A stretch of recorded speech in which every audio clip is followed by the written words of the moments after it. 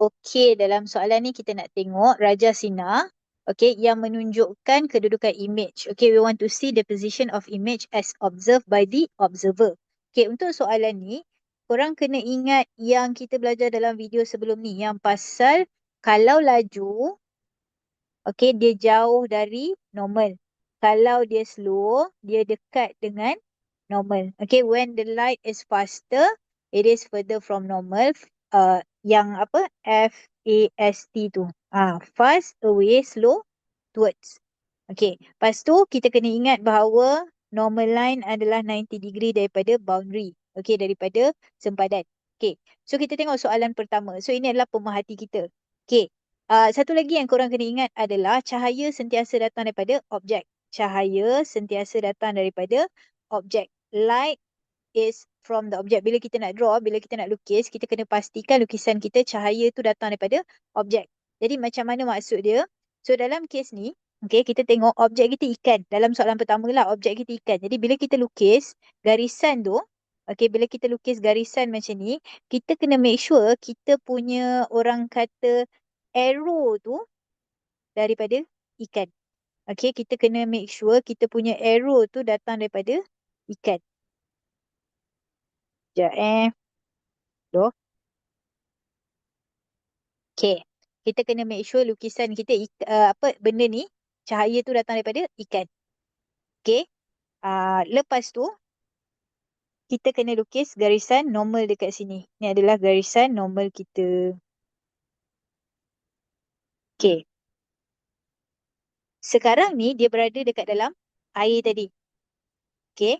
So, air ni, dia lebih tumpat.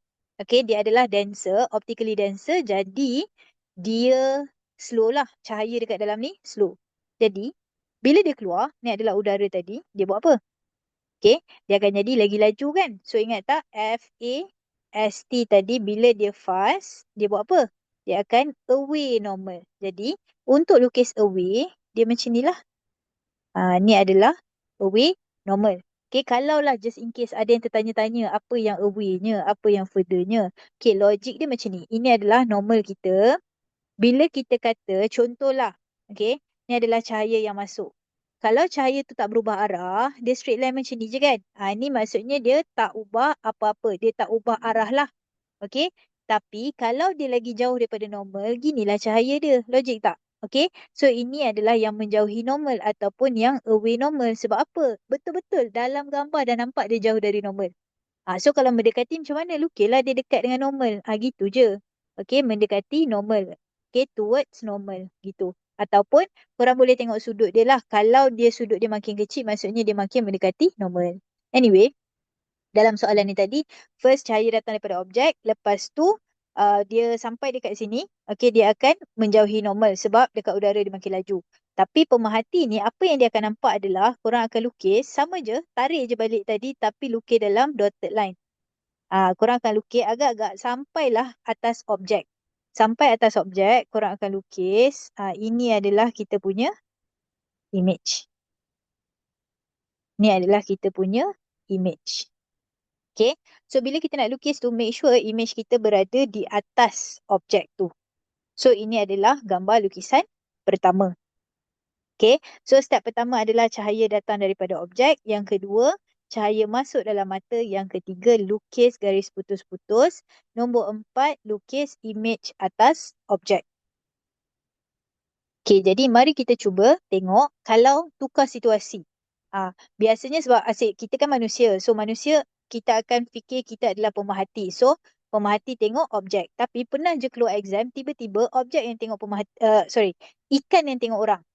So, macam contoh, dalam kes ikan yang tengok orang lah tiba. Ikan yang tengok orang, so maksudnya ikan lah pemerhati sebab dia yang perhatikan. So, objek tu, kita lah objeknya dalam cerita ni. So, pemerhati dan objek. Ingat cahaya datang daripada mana tadi? Cahaya datang daripada objek. So, cahaya datang daripada sini.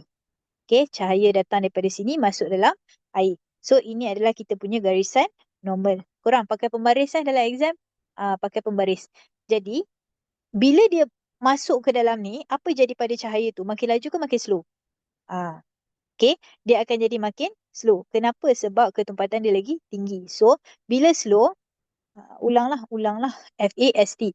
So, bila slow, dia adalah towards normal. Mendekati normal. Maksudnya dia akan makin dekat dengan normal.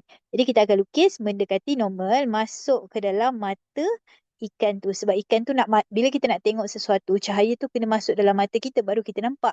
Sebab tu tadi bila kita lukis, cahaya tu masuk dalam mata pemerhati. Okey. Patah balik dekat sini tadi, cahaya tu masuk dalam mata yang ikan tu sebab apa? Sebab dia sedang perhatikan orang yang dekat luar, iaitu objek. Okey, lepas tu nak buat apa? Buat garisan lurus. Tarik je macam ni. Mungkin dia akan pelik sikit sebab cikgu tak pakai pembaris kat sini, tapi inilah dia punya garisan dan korang akan lukis, ini adalah kita punya image. Okey, tak muat boleh lah. Sekejap. Okey, ini adalah kita punya image. Okey. So, itulah kisahnya.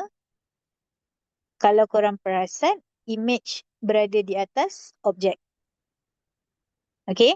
So, step dia sama je. Pertama sekali adalah cahaya tu datang daripada objek, masuk ke dalam mata pemerhati, lukis garisan putus-putus tapi tegaklah, straight tau. Ni bengkok sikit tapi sepatutnya straight lah.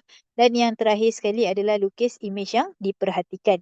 Jadi kalau korang tengok benda ni sebelah-sebelah, step dia sama je. Okey. Walaupun satu daripada objek dia berbeza.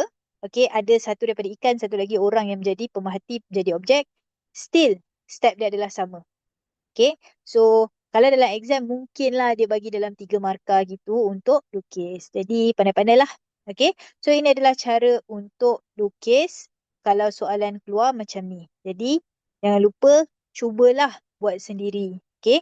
Kalau salinnya memang rasa macam dah tahu dah. Jadi, padam balik ke ataupun buat dekat dalam kertas lain, buat balik, buat sampai, ingat tanpa perlu rujukan. Okey, so itu sahaja untuk video kali ni. Dalam video seterusnya nanti kita akan tengok soalan, nak masuk subtopik lain dah. Untuk video seterusnya kita akan tengok soalan berkenaan dengan pantulan dalam penuh ataupun total internal reflection. Okey, so itu sahaja daripada video kali ni. Jangan lupa doakan cikgu sihat dan kaya. Terima kasih semua. Assalamualaikum.